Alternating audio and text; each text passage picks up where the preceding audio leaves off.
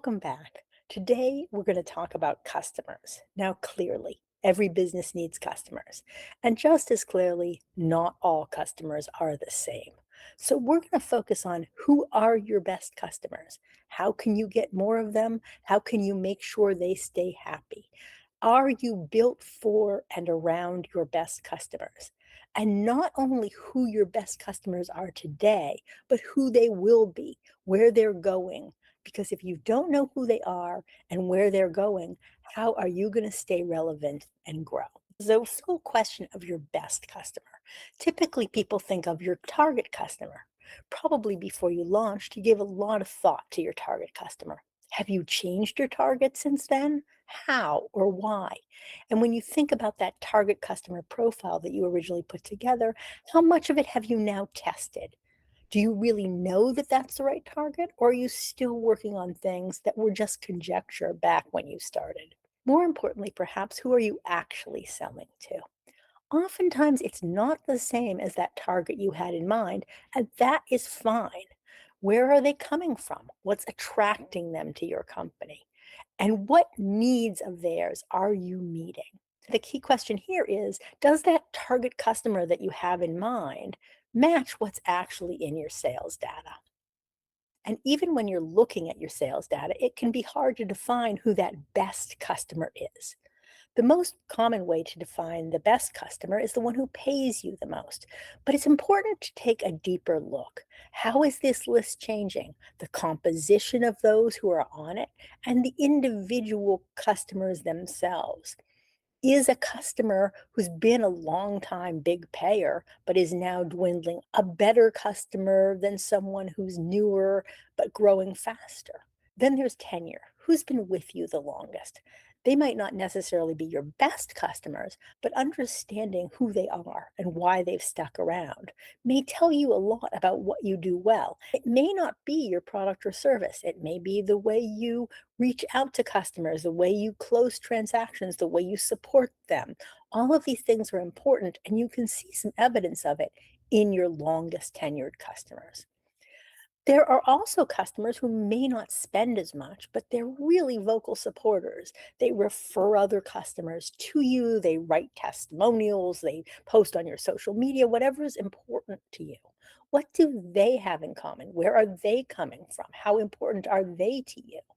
There's also profits. You don't want to just stop with revenue because a customer who pays you a lot but consumes an enormous amount of time and resources may be less profitable to you than one that pays less but is a lot easier to deal with. So when you think about all that's involved, who are the best? How do you define best? How should you? These are important and difficult questions. But however you define it, what you want to look at is how your customer, and particularly those best customers, are changing in two important ways. First of all, their goals. There's some problem, some issue that's driving them to you in the first place. What problems are the newer customers or your current customers trying to solve? Is that the same thing that was driving customers to you a year or two ago? It may be changing. And then once they've identified that they have an issue they want to solve, what is attracting them to your company? These are the things you want to evaluate on an ongoing basis because they're likely to evolve and you need to evolve too. And once the customer has identified you and is in dialogue, what do they need? How sophisticated are they compared to customers from a year or two ago? Do they know more? Do they expect more? Are they comparing you to different companies, to different competitors, to different industries that didn't maybe exist a year or two ago? How price sensitive are they? That may be shifting as well. Now, that doesn't mean that you want to drop your cost, but it does mean that you want to understand where they see value so that you can make sure you are charging for the value they're willing to pay for. And how resource intensive are they throughout the process from the initial interaction with the company, closing the sale, supporting the transaction? All of these things are important. And as we said, that's what makes your profits on a customer. So one way to look at this is to look at your newer customers. Do they resemble that best customer group that you've just defined or not? If not, what's different? Is this a sign of things to come that you might want to pay attention to? Once you've determined who your best customers are, how they're evolving, you want to understand the value that you offer so that you can keep those customers happy, so that you can get more of them, and so that hopefully you can expand the group to include other profiles, other types of customers, other sources. That's how you grow. Obviously, they see value in the service or product that you're offering, but it might be more than that. What do they value about working with you? What do the good ones have in common? Then look at who are you working to attract and please. Hopefully, it's those good customers or more like them. So ask yourself this question: what would you need to do to serve more of your best customers? Because that's the goal. Really comes down to focusing where it matters, to making sure that your efforts are spent attracting and supporting your best customers. Now, of course, you don't know when they walk in the door who a best customer is going to be, but you want to raise the odds. Sometimes this can feel counterintuitive. Why shouldn't I cast a wide net? I don't know who's out there. I want to make my company as inclusive as possible. That's all good. But in truth, efforts on less productive customers are expensive in a number of ways. First, there's time, the time that you spend on them relative to the return you can get. But there's also something called opportunity cost, which means in that time that you spend negotiating with a customer who's going to turn out to be mediocre at best, what could you have done to attract a better customer, someone who's really in that profile that you want to target? Then there's profitability. And again, it's not just how much a customer spends with you.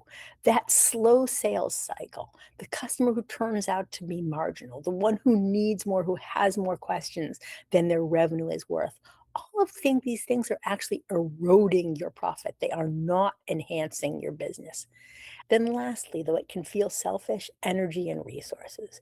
Now, we all know that there are good customers who can be demanding, to put it politely, and sometimes you just have to put up with that. But if a customer is not a super great customer and they really drain the energy, they drain the morale from you and your team, that is not only taking up time from another customer, it's making everyone less motivated, less animated when they have that opportunity to do something for a customer who could be good. What would your organization look like? What would your sales and support look like if you focused entirely on your best customers? And knowing all this, are you focused on the future? Resource wise, are you spending time and effort on your best customers or just those who yell the loudest? Needs. What do your best customers need from you now? How is that changing? Are you going to be ready? Sourcing. Where are those good customers coming from? Where can you find more of them or a similar or parallel group that might be just as valuable? And is that where you're actually working to source customers? And then sustainability. How much do you rely on that handful of good customers? How can you expand this group, either by adding more who are like them or moving into other profiles, other verticals, other categories that might have something in common with your current good customers so that you have a broader, more diversified customer base that makes your business stronger and more sustainable? What would you need to change to prioritize not only your best customers now, but where they're going and to make sure you are there and ready to be successful in the future? So the central question is, are you evolving to meet your customer? We have a full list of questions that you can check out so that you can customize where you're going, how you're defining best customer to what works for your business. As always, we urge you to seek out other business owners because working together is valuable. You'll see where you have similar issues. You'll see where you can help each other. If that doesn't work for you, share with us. Leave us comments. We will share them back. Next week, we're going to talk about marketing.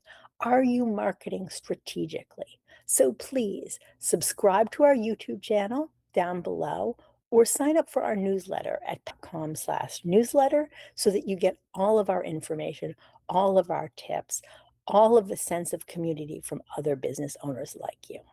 See you next